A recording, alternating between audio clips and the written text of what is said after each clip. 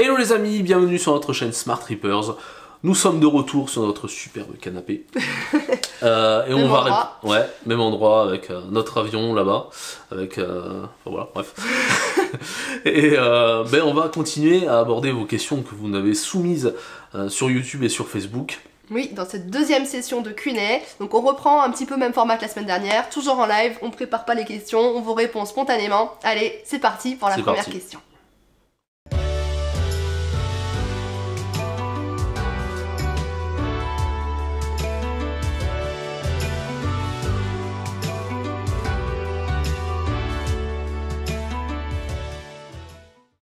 Question de Marie-Josée. Depuis le début de vos voyages, on va dire tour du monde, est-ce que vous avez estimé le nombre de kilomètres parcourus en van, enfin plutôt en cellule? Moi je dirais 60 000 à la louche. Donc, ouais, tout cumulé. 60 000 en 2 ans. Ce qui au final n'est pas tant. Hein. Non, il y a des gens qui roulent 30 000 km par an ici en France, 000, en ayant un boulot, voilà. Mais 60 000. Ensuite, autre question, pour effectuer des soins, on visite un médecin, aviez-vous une assurance? Ah oui, obligatoire, surtout quand on voyage dans les pays très chers comme les États-Unis et le Canada, où on peut s'en sortir pour des millions aux urgences. Donc nous on avait l'assurance Chapka Assurance, avec qui on était partenaire d'ailleurs. On a eu la chance de ne pas avoir trop de soucis, on a été juste 2 fois aux urgences pour Léna en Nouvelle-Zélande. Mais c'est indispensable vraiment de se couvrir en cas de problème. Et ça peut vite monter. Et voilà, je redis encore, même si vous partez quelques semaines aux États-Unis, au Canada, rappelez-vous qu'un soin aux urgences, une simple prise de sang, un scanner, vous pouvez en avoir pour 10, 20, 30 000 euros, voire plus. Donc ne rigolez pas avec les assurances, c'est vraiment important. Ouais, et puis si l'inquiétude c'est par rapport aux enfants, sachez que au final, Léna n'a jamais été autant malade que durant le mois et demi qu'elle a été à la crèche dernièrement, que sur tout le tour du monde où elle n'a pas été trop en contact avec d'autres enfants. Elle n'a jamais rien eu pendant le tour du monde. Jamais rien eu. Elle a eu 2 rhumes en 2 ans, c'est un truc de fou. Elle est toujours avec nous, donc elle n'est pas malade. 2 rhumes, et on a été aux urgences 2 fois. Une fois c'était pour un érythème fessier, c'était bactérien, je sais plus, il fallait le traiter avec un antibiotique. Et une fois, c'était parce qu'elle faisait des bruits bizarres. Elle s'amusait. Elle s'amusait, voilà. Elle faisait... oh là là, elle s'étouffe, qu'est-ce qui se passe? Et on pensait qu'elle avait de l'asthme, et en fait, non. Voilà.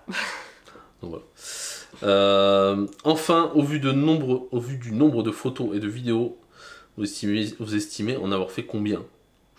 Des photos? Des vidéos? Waouh! Je sais pas. Vidéo, je pense qu'on a fait pour l'équivalent de 5-6 Tera de vidéos au total. Sur 2 ans. Un peu moins quand même. Si, sur 2 ans peut-être. Si. Dans ces eaux-là. Mais franchement, on les compte pas. Mais par contre, ce qui est clair, c'est qu'on a fait beaucoup moins de photos que nos précédents voyages. J'ai souvenir que par exemple à Hawaï, je crois qu'on avait fait 2000 photos. Moi je suis pas sûre d'avoir fait 2000 photos sur les 6 mois aux États-Unis. Hein, après avant on faisait beaucoup de photos parce qu'on n'était pas sûr du résultat. Donc on mitraillait. Mais là maintenant qu'on maîtrise un petit peu plus nos appareils et notre technique, on a moins besoin de faire du contenu, on arrive à faire du one shot à peu près. Donc déjà... Il y a quelque chose aussi, c'est vrai que j'aimerais en parler. Quand on part en voyage quelques semaines, quelques jours, quelques semaines, on est à fond photo, c'est parce que c'est un mode de réflexe maintenant, un peu façon Instagram, voilà, malheureusement qui se répand de plus en plus. Quand on voyage au long terme, c'est un truc qu'on perd complètement parce qu'on n'est plus dans ce mode-là et on regarde avec les yeux. Et ça, on s'est surpris au fil des jours et surtout à la fin du voyage, on voyait tous les gens qui arrivaient à un point de vue, prenaient leurs photos et nous, mais on le faisait plus. Moi j'ai souvenir qu'on faisait les rushs pour les vidéos, le vlog, parce qu'on savait exactement ce qu'on montrait. Mais on arrivait tous les deux avec Léna, on regarde, on prend plein les yeux, et il y a même des fois on repartait sans faire une photo ou une vidéo, on a plein de souvenirs, c'est dans nos têtes. Et on n'est plus à canarder, et je trouve qu'on a vécu le voyage vraiment de manière plus intense, parce qu'on n'était plus collé à nos appareils photo. Et même des fois où je me suis surpris à me dire, mais attends, on n'a pas fait de vidéo là-bas. C'est vrai. J'aurais pu le montrer ça dans un vlog, c'était super beau. Et voilà, tant pis. Ni photo ni vidéo, on a plein d'endroits comme ça. Mais je trouve que c'était, voilà, c'est une manière... Mais on l'a là. Voilà. Marie-Josée toujours. Pour finir, dès que vous aurez plus de temps, vous pensez aller sur quel continent? L'Antarctique. Non, Ouais, c'est vrai, l'Antarctique, c'est ça un nous botte. rêve l'Antarctique, mais c'est pas faisable dans l'immédiat, voilà, à moins qu'on nous sponsorise. Si vous avez envie de nous sponsoriser. C'est très onéreux, c'est très onéreux. Ouais, c'est très très cher. Moi j'aimerais beaucoup retourner en Asie. Et l'Afrique, mais l'Afrique, voilà, on attend que l'ENA soit plus grande pour qu'elle en profite vraiment, notamment que les animaux, Namibie, Botswana, peut-être Kenya, Tanzanie, ouais, il y a beaucoup de pays d'Afrique qui me tentent, mais vraiment, voilà, pour que l'ENA, elle puisse faire des safaris, et elle est encore un peu petite pour ça. Donc en attendant, ça serait plutôt l'Asie, et peut-être un peu retourner dans le Pacifique. 2 questions de Cathy. Bonjour, préparant un road trip de plusieurs années, j'aimerais savoir si aux USA, il est impératif de dormir dans les campings. J'ai l'impression que ce n'est pas top et assez cher. Ou si on peut bivouaquer en pick-up cellule ou en fourgon assez facilement sans passer par la case camping. Vous avez vu dans notre dernière vidéo qu'on n'est pas fan des campings américains. Bon, là on était tombé sur un camping qui était plutôt pas mal avec des haies entre chaque emplacement, donc du coup c'était quand même assez intime, c'était bien. Mais la spécificité des campings américains, c'est que c'est hop, en randonnion, comme ça. C'est aligné sans intimité, c'est-à-dire on est vraiment... c'est pas comme en France où il y a des petits emplacements bien délimités. C'est vraiment... Et puis les Américains aiment avoir leur confort. Comme on l'a dit sur la vidéo de présentation des RV américains, ils aiment bien partir en gros avec leur maison secondaire et se poser quelque part. S'ils pouvaient faire des fondations, ils le feraient. mais en tout cas, ils aiment avoir l'eau courante branchée, etc. Donc du coup, voilà, mais il y a quand même des campings dans les BLM, etc. où on peut profiter de la nature. Alors, dans les BLM, dans les parcs, les campings des parcs nationaux, pour la plupart, sont super bien, surtout dans les zones boisées. Et d'ailleurs, en ce qui nous concerne, on a fait du camping uniquement dans les parcs nationaux où le camping sauvage est interdit, et en Californie, et une fois dans l'Oregon, je crois, et c'est tout. Le reste, ben, c'était du sauvage, et parfois... surtout à la fin, des stations d'autoroute, des aires de repos, des parkings de supermarchés. C'est moins glamour. Mais en tout cas, c'est vraiment facile de faire du camping sauvage aux États-Unis et probablement au Canada. Mais après, je ne m'avancerai pas au Canada, on n'a pas testé. Ensuite, j'aurais sans doute d'autres questions, en particulier sur le coût de la vie aux USA. Lorsqu'on voyage, essence, coût de la vie, y a-t-il des magasins où on peut acheter des fruits, légumes, sans passer par les fast-food? Oui, bien sûr, on l'a dit quand on a fait le tour du Walmart, ça a beaucoup changé, ça a beaucoup évolué dans le bon sens. C'est-à-dire qu'on trouve beaucoup de fruits et légumes, même dans les Walmart, qui sont de plutôt bonne qualité. Ouais, on en trouve. Alors moi, des souvenirs que j'avais, même en 2018, il y avait toujours dans les Walmart des tout petits rayons frais et on avait du mal à trouver quelque chose. Et là maintenant, mais le rayon frais à Walmart, il est aussi grand que ceux qu'on a chez nous, voire même plus grand, on trouve de tout. Et même dans les produits bio, plutôt ASF, mais... Même tout, c'est vrai que souvent les États-Unis sont cités en exemple par rapport au poulet, où c'est du grand n'importe quoi, avec des OGM à mort, enfin voilà, où ils gonflent le poulet à la flotte. Et on trouve, d'accord, mais il y a le choix. Franchement, si on veut manger sainement, il y a moyen de trouver du poulet avec, c'est marqué en gros dessus, moins de 1% d'eau à l'intérieur. Le poulet et aussi le jambon. Faut savoir qu'il y a beaucoup de jambon, si on regarde pas, c'est ajouté, en fait ils rajoutent une solution saline dedans, et c'est même parfois plus de 50%, c'est un truc de fou.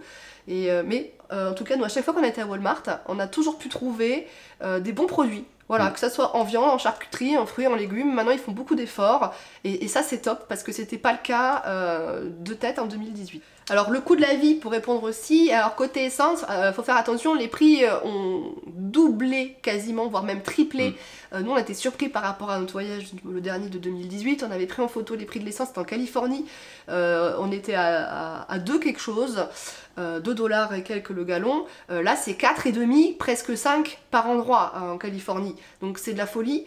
Ça reste moins cher qu'en Europe, hein, donc rassurez-vous, on est donc le gallon c'est quasiment 4 litres, donc on est quasiment à 1 $ le litre, donc c'est quand même beaucoup moins cher que chez nous, mais ça reste un budget important, surtout si on fait des kilomètres. Donc faites attention à l'essence. Après voilà, le mieux c'est de prendre son temps, forcément prenez votre temps et vous payerez moins cher. Et après l'alimentation, je trouve que les prix sont similaires à ce qu'on a chez nous, en fonction de la qualité que vous achetez. Ça dépend ce que vous achetez. Voilà. Si vous achetez du camembert président, forcément vous allez prendre, il faut manger local, et puis tout ce qui est bio, etc. c'est très cher. très cher. Donc bon, mais il y a toujours moyen de trouver, ça c'est clair. Et puis dans les fast-food, ça dépanne bien et les fast-food sont vraiment très peu chers. Voilà, après on y mange un peu moins bien. Passons à préparer son voyage avec Stéphane qui nous a posé plein de questions. Merci à toi Stéphane. Bonjour, je vais me lâcher, lâche-toi. Votre meilleur souvenir? Mon meilleur souvenir des États-Unis, c'est Glacier National Park. C'est ce parc que j'ai adoré et je me sentais super bien, c'était très très beau. Donc voilà, mon meilleur souvenir des États-Unis. Moi j'ai du mal à en sortir qu'un. Là comme ça j'ai envie de dire Mopti, j'ai envie de dire La Réunion parce qu'on s'y est senti super bien. J'ai envie de dire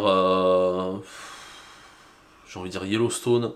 J'ai envie de dire Astrom Point, j'ai envie de dire tellement de trucs qui nous ont marqué que... L'Islande aussi, on a eu plein de super souvenirs, de paysages de fous. Même si on a un peu subi avec la météo cette année par rapport à ce qu'on avait déjà fait avant, c'est... Le volcan aussi qu'on a vu au Piton de la Fournaise, voir le volcan en éruption, on a eu...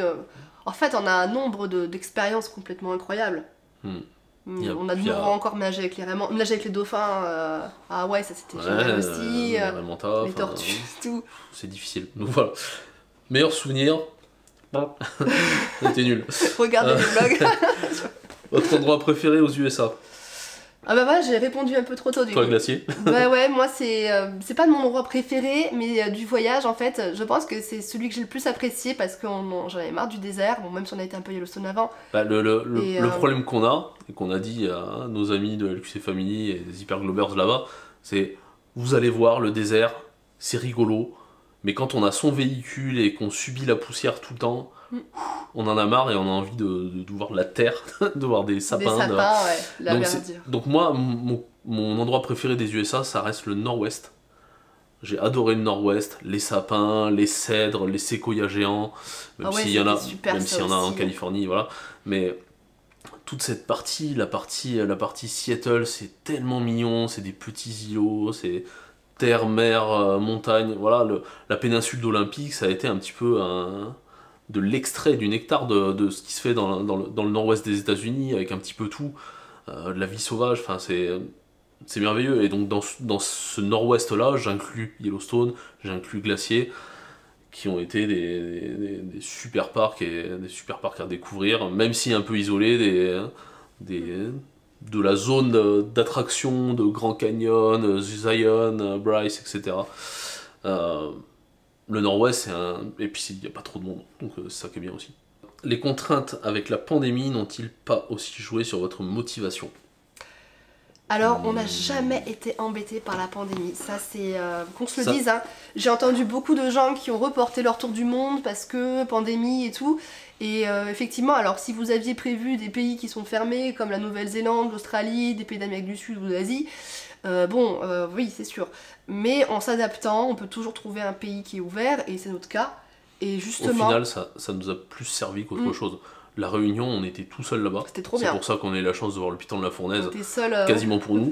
Le Costa Rica, les parcs étaient vides. On a eu les animaux pour nous. Alors c'est sûr que pour l'économie locale, voilà, c'est pas terrible.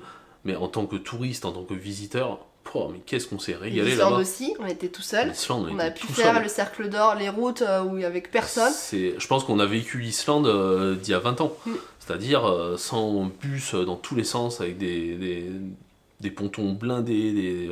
Enfin voilà, ça a été. On a eu la sensation, pendant cette pandémie, au final, d'avoir beaucoup d'endroits pour nous tout seuls. D'être privilégiés. Et même aux États-Unis, alors si aux États-Unis il y avait plus de monde dans les parcs, les locaux étaient beaucoup. Mais il n'y avait pas de touristes et au final ça fait du bien quand on a, comme tu dis, les bus qui déversent leur lot. Alors malheureusement leur lot de Chinois c'est souvent comme ça. Et quand on voit que les points de vue sont pleins de monde. Et au final, on a eu l'impression d'être un peu privilégiés aussi aux États-Unis. Parce que quand les gens voyaient qu'on n'était pas américains, ça les a étonnés. Ils nous parlaient. Ouais. French? You're French? What the heck? C'est vrai qu'on souvent au restaurant, les gens se posaient la question mais qu'est-ce que vous faites là? Parce que comme on savait que les Français n'avaient pas le droit de venir et on leur expliquait vous devez passer 2 semaines à l'extérieur, mais c'est quoi? Ils sont fous. N'importe quoi. Vous avez moins de Covid que chez nous, pourquoi? Voilà, et autre avantage d'avoir voyagé durant cette pandémie, les prix. les prix étaient beaucoup... Alors, hors États-Unis, c'est pas vrai aux États-Unis, mais hors États-Unis, c'est-à-dire Costa Rica, Islande, c'était pas cher. Voilà, beaucoup moins cher que les précédentes années. Dans beaucoup d'endroits, ils ont baissé les prix pour essayer d'attirer le peu de touristes qu'il y avait. Donc finalement, nous, je dirais qu'on a bénéficié du Covid pour le voyage, moins pour les affaires, mais c'était quand même une très belle expérience. Ouais. Ensuite, Stéphane nous a demandé comment s'est passé votre retour. Bah, ça a été dur pour Sandrine. Ouais, moins pour toi, moi. Moins pour moi, parce que moi, je suis quelqu'un de relativement routinier, c'est-à-dire que j'aime bien avoir les trucs voilà, comme il faut, posés. Là, je sais où je suis, je sais où je vais, mon environnement est maîtrisé. Ce qui n'est pas le cas en voyage. Hein. En voyage, c'est le cataclysme permanent. mais ça manque quand même. Hein. Même quand on revient, même quand on aime ça, l'aventure manque. Surtout quand on revient en plein automne, c'est vraiment pas un truc à faire. Si vous partez en voyage et en tour du monde et que vous revenez pas en automne. C'est un truc à déprimer quoi. Là j'ai juste envie de repartir. Mais c'est vrai que Sandrine a accusé le plus le coup quoi. Ouais, moi c'était extrêmement difficile parce que c'est pas un retour qu'on avait préparé et on a eu beau me prévenir. Tout le monde m'a dit prépare ton retour, tu vas voir. Moi le retour, pourquoi, ça me fait du mal, de toute façon j'ai 4 ans, pire, j'ai le temps de voir le retour. Et puis ce retour prématuré finalement, bon on en avait besoin, aujourd'hui on regrette pas d'être rentré et là je suis contente de pouvoir souffler. De pouvoir retravailler pour moi, ça c'est vraiment le côté positif. Mais j'ai eu, on va dire, 2 semaines de déprime, mais de grosses déprimes. J'avais un manque terrible. J'avais envie de repartir en voyage. D'ailleurs, on a dû, sur le coup, là, j'en ai parlé avec Flo, j'ai dit, écoute, faut qu'on se replanifie un voyage, il faut qu'on réserve un billet, il faut qu'on fasse un truc. Moi, j'ai plus rien dans mon viseur, si je fais pas ça, je me sens pas bien. Et j'ai vraiment été déstabilisée par ce manque de voyage. Revivre ici, et pourtant, je travaille, je veux dire, j'ai toujours pas mon réveil à mettre et à aller travailler. Je travaille à la maison, j'ai mon rythme, donc je garde quand même cette liberté. Mais le fait de retrouver un appartement, de retrouver une vie sédentaire, de plus me réveiller au milieu de la nature, de plus voir les animaux, de plus aller à la mer quand j'ai envie d'aller à la mer, d'aller... voilà, et c'est quand même une privation de liberté. Et j'étais pas prête. Et le conseil que je peux dire à tous ceux qui partent comme nous sur du long terme, pour moi j'entends long terme, c'est plus de 6 mois, 1 an de vie, de voyage nomade, préparez votre retour. Parce que, non, je sais pas comme moi, parce que franchement, pendant 2 semaines, j'étais pas bien. Toujours Stéphane, le voyage que vous n'avez pas pu faire sur ces 2 ans. Ah bah l'Alaska. Ouais. Bah oui, traverser le Canada pour aller à l'Alaska. Moi j'avais la Norvège aussi en tête. Oui, on devait aller en Scandinavie après l'Islande. Et ça s'est pas fait. Ouais. Donc voilà, deux frustrations. Ensuite, le matériel... Ah si, l'Australie. À cause des feux de forêt. Ouais, t'as oublié. On devait aller en Australie à la base à la place d'aller à Bali. Fin 2019. Et c'était pile au moment où il y avait tous les feux de forêt à Sydney. Et avec la petite, en fait, on avait pris une location qui était pas très loin de Sydney. Et on s'est dit, on n'a pas envie de mettre la petite là-dedans. Et voilà. On a été à Bali. C'était pas mal aussi. Bon. Ensuite, Stéphane qui nous demande encore le matériel que vous utilisez pour vos vidéos. Alors on utilise 2 choses, mais principalement pour les vlogs, on utilise l'iPhone. Voilà, tout simplement iPhone 12 Pro. On s'embête pas, donc certains nous disent, vous avez une qualité de dingue, quel appareil photo. Non, un simple iPhone, c'est hyper bien stabilisé.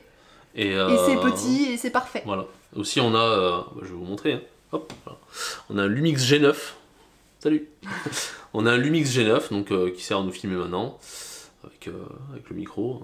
Je vous montre vite fait le studio, hein, voilà. Et du coup, mais on s'en sert très rarement parce que il est assez difficile pour la mise au point, pour plein de choses, c'est l'enfer. C'est trop compliqué, donc finalement à la fin on l'utilisait plus, on faisait que à l'iPhone. Aussi on a ça. Ah oui. On a la GoPro, on a utilisé principalement GoPro 8 qu'on a utilisé principalement sur la voiture déjà, sur le capot. Oui, encore des traces de Moab dessus. Et qu'on a aussi beaucoup utilisé en Islande. Voilà. On s'est principalement filmé avec ça en Islande. On a une autre GoPro 5 un peu plus vieille, qui sort pas souvent. Voilà. Et on a aussi, hop, un rescapé. Voilà, le drone. Donc voilà, qui nous a fait quelques frayeurs dans l'Utah. Ouais. Donc voilà, il est toujours C'est un là. Mavic 2 du coup, un Mavic Pro Mavic 2. Pro 2. 2 Pro. Voilà. Question de Georgia. Georgia. Oui, Georgia. Avez-vous vendu la cellule? Ah bah à ce jour, toujours pas. Toujours pas. On a eu des offres. Alors j'interromps cette vidéo pour vous dire que finalement ça y est, nous avons vendu la cellule il y a 2 jours maintenant.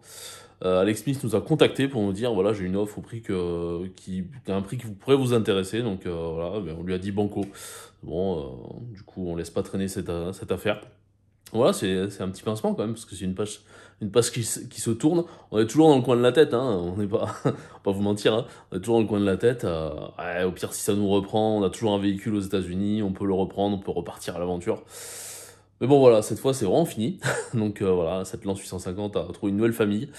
Et puis voilà, allez, on retourne à la vidéo. Autre question de Georgia, comment organisez-vous votre programme de visite? Bah, on l'organise pas.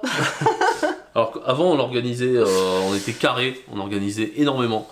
C'est-à-dire que on se faisait des bouquins. Ouais, oui, oui, oui. On se faisait des bouquins avec Sandrine étant Sandrine, avec un chronométrage à la seconde près sur là où on allait être tel jour. Non, etc. pas la seconde, mais. Non, parce qu'on quand même on réservait nos hôtels. Oui. Ouais, on voyageait en voiture. Hein.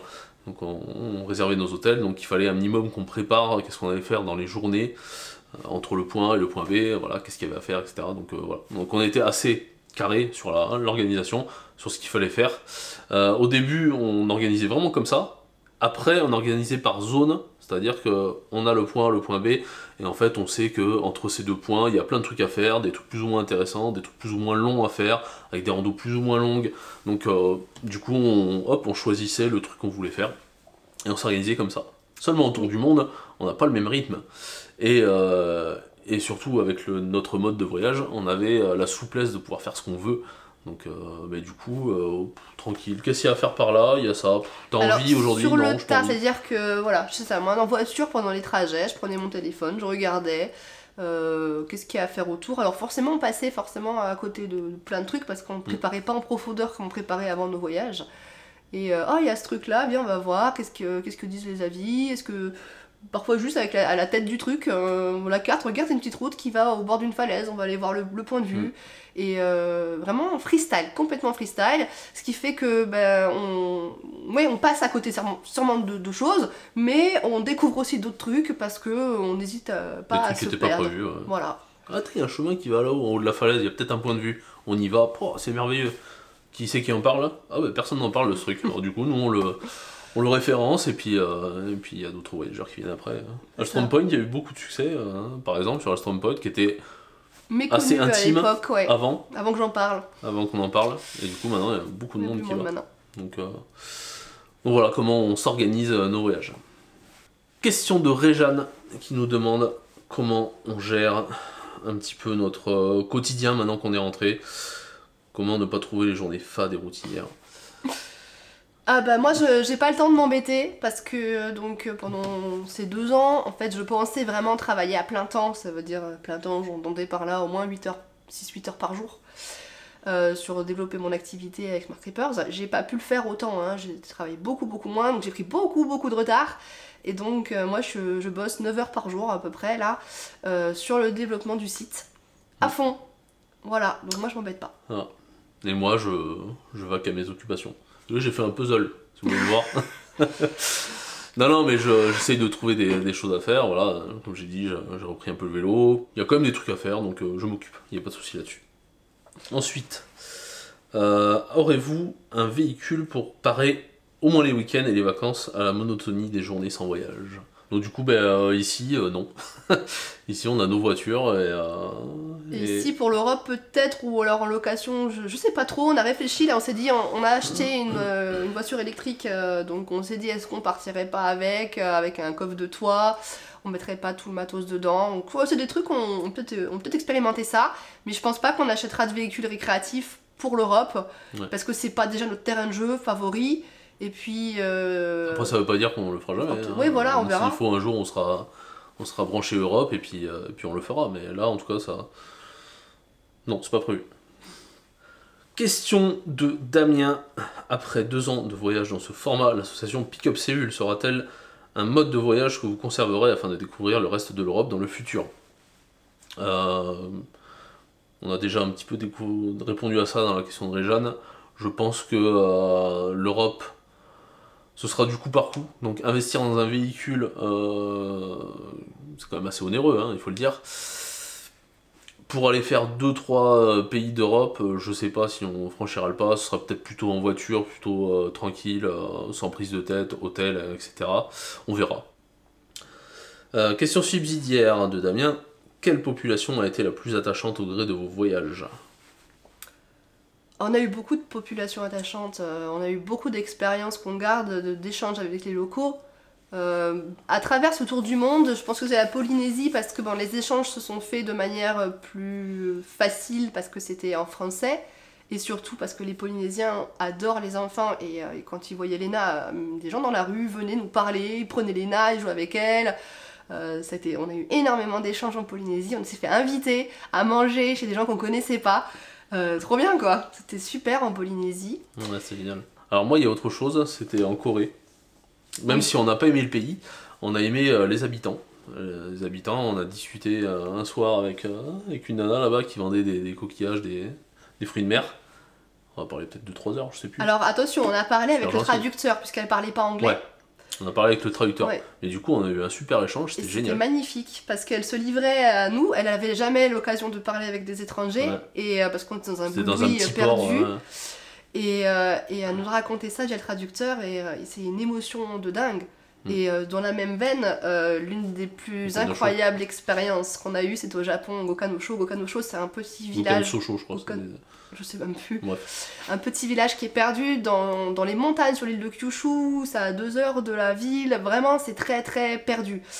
Et on a voulu s'initier et goûter un peu à cette vie profonde du Japon. Et à la base, ces personnes, elles tiennent un minchuku, c'est une genre d'auberge, et elles ont refusé de nous accueillir. Alors tous les échanges se font via un traducteur local. Et ils avaient refusé de nous accueillir parce qu'ils avaient peur de mal nous servir parce qu'ils ne parlaient pas anglais. Et on a insisté en disant mais que nous on parle quelques mots de japonais et on voulait un peu, vous inquiétez pas. On voulait vraiment découvrir voilà ce mode de vie. Et finalement on a réussi à négocier, ils nous ont accueillis. Et ça a été la plus belle soirée, le plus beau échange qu'on a eu au Japon avec des personnes mais d'une gentillesse, d'une simplicité. C'est authentique. Une authenticité, ils avaient 70 ans, ils vivaient, ils chassaient dans la forêt, ils nous ont reçus. Des petits poissons dans un bac. Avec le cœur sur la main et on a échangé avec le traducteur, avec des gestes. On mimait et on a réussi en fait, on a pleuré tous les 3 sur une chanson des Beatles. Et ce genre d'expérience, je souhaite à tout le monde de le vivre, d'aller au contact des populations parce que c'est ce qui reste au final après derrière les paysages. Non, ça met les larmes aux yeux, tu vois. C'est ce qui reste dans les cœurs. Donc des populations accueillantes, je pense qu'il y en a dans tous les pays. Il faut juste aller chercher ces expériences. Sortir de la masse touristique et aller se plonger un peu avec les gens. Voilà, sur ces belles larmes. Bon ben voilà, c'est la fin de toutes ces questions. Merci à tous de nous les avoir posées. Franchement, c'était super bien. Si vous en avez d'autres, si on n'a pas assez parlé des choses, si vous aviez d'autres attentes par rapport à vos questions, n'hésitez pas à nous mettre dans les commentaires, on pourra continuer à échanger là-dessus. Il n'y a pas de souci. Après on fera peut-être d'autres sujets, je pense qu'il y a plein d'autres trucs à creuser mais qui mériteraient une vidéo dédiée, notamment sur tous les aspects financiers, voilà, il y a plein de petites questions, donc n'hésitez pas à nous détailler les sujets que vous aimeriez qu'on fasse spécifiquement. Et puis, voilà. Nous on continue en tout cas à garder contact avec Facebook, sur YouTube donc il y aura d'autres vidéos qui vont sortir, et puis des prochains voyages, des nouvelles destinations, plein de belles choses qui s'annoncent dans les mois à venir, et puis bien sûr si on lance une autre chaîne YouTube pour notre construction, on vous tiendra informé si ça vous tente de nous suivre éventuellement dans ce projet si on se lance. Voilà. Et puis en attendant, lâchez le petit pouce bleu, hein, vous le savez c'est toujours important. Et puis surtout, abonnez-vous aussi hein, si vous n'êtes pas déjà abonné, parce que la chaîne va pas s'arrêter là. Et pour ne pas rater la suite. Allez, belles choses à venir. On vous dit à la prochaine. À ciao ciao. Ciao.